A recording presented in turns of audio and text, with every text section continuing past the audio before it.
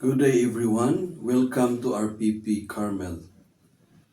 Today, together we listen to the words of God and ponder its call and challenges in our lives. Today is January 31, Saturday of the third week of Ordinary Times, and also the memorial of Saint John Bosco. A reading from the second book of Samuel. Chapter 12, verses 1 to 7 and 10 to 17. So the Lord sent the prophet Nathan to David. Nathan went to the king and said to him, "There were two men in a city. One was rich, the other poor. The rich man had many sheep and cattle, but the poor man had only one little ewe lamb he had bought. He himself fed it and grew it up with him and his children. It shared his blood, drank from his cup, and slept on his lap. It was like a daughter to him. Now a traveler came to the rich man, but he would not take from his own flock or herd to prepare food for the traveler. Instead, he took the poor man's lamb and prepared that for his visitor. David was furious because of this man and told Nathan, "As the Lord lives, the man who has done this deserves death.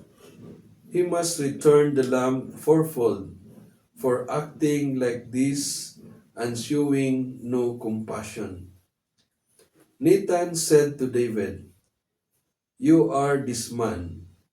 It is the Lord, God of Israel, who speaks. I anointed you king over Israel and saved you from Saul's hands. Now the sword will never be far from your family, because you have despised me and taking the wife of Uriah the Hittite for yourself. Thus says the Lord, your misfortune will rise from your own house.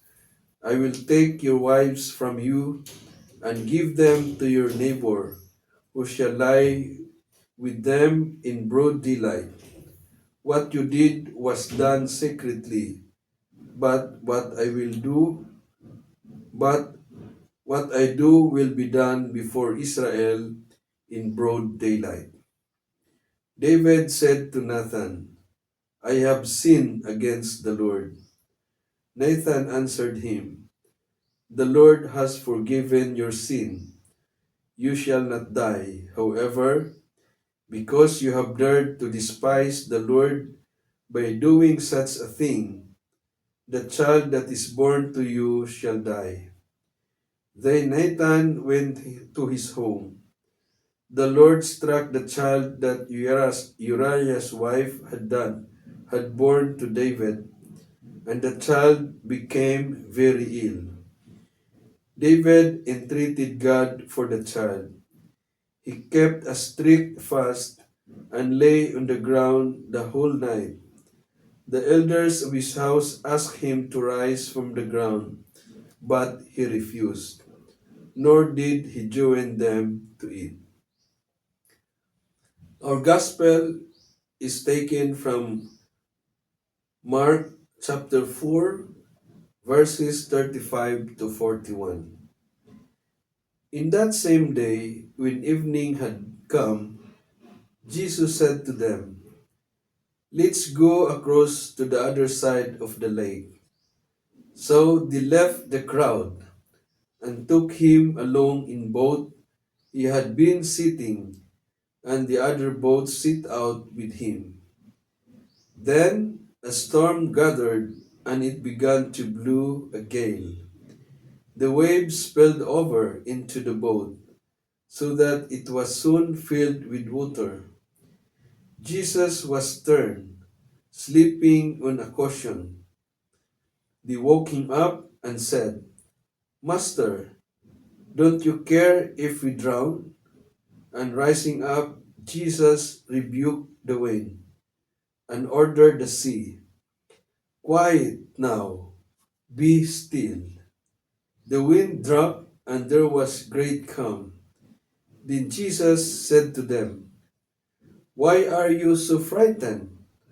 Do you still have no faith? But they were terrified, and they said to one another, Who can this be?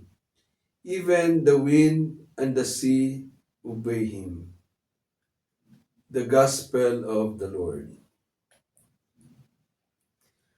Dear brothers and sisters, a reflection for us today.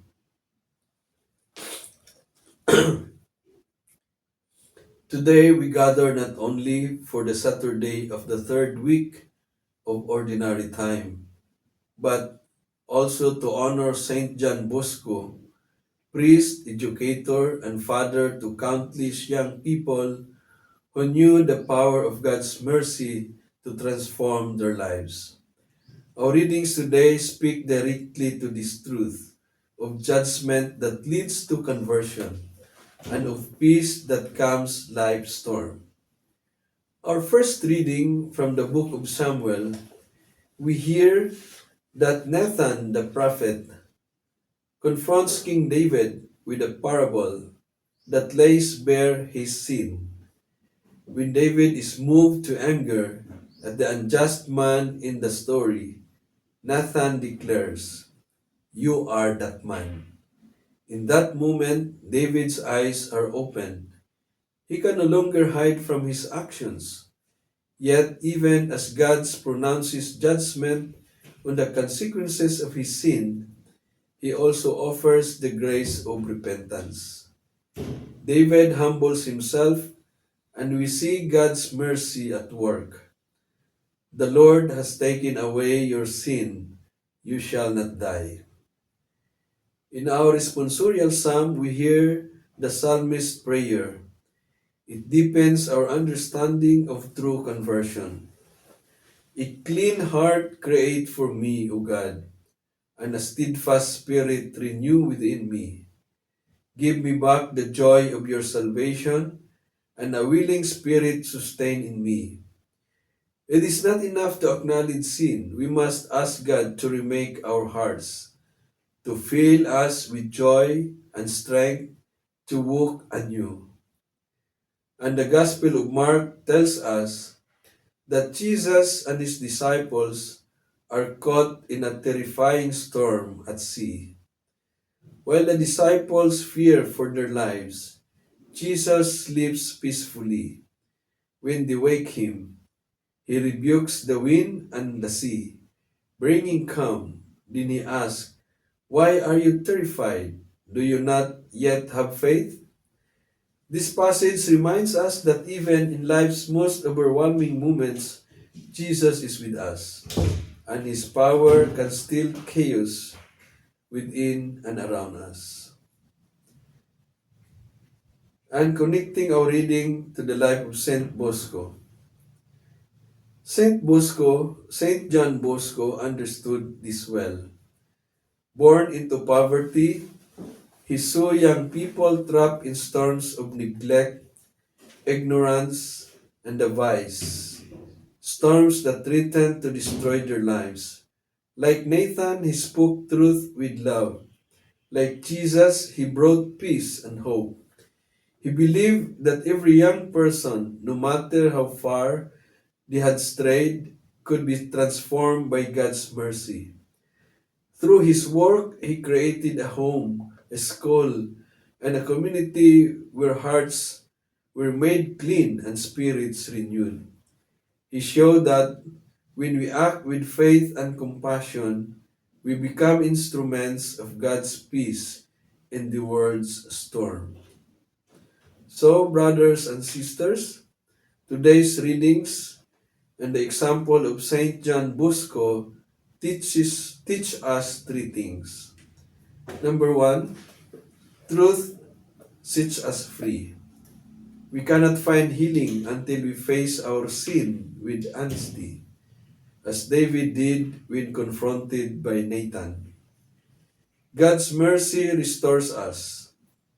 He does not leave us in our brokenness, but creates in us a clean heart and renews our spirit. Third message is faith calms our storms. Whether the storm is within us or around us, Jesus is present and his power can bring peace if we trust in him. Like Saint John Bosco, may we have the courage to speak truth with love, the compassion to reach out to those in need, and the faith to trust that God is always at work, bringing calm to our chaos and hope to our despair. So, brothers and sisters, let us pray that through the intercession of Saint John Bosco, we may open our hearts to God's truth, receive His mercy with gratitude, and live with the faith that calms every storm. In the name of the Father, and of the Son, and of the Holy Spirit, Amen. Have a nice day, brothers and sisters.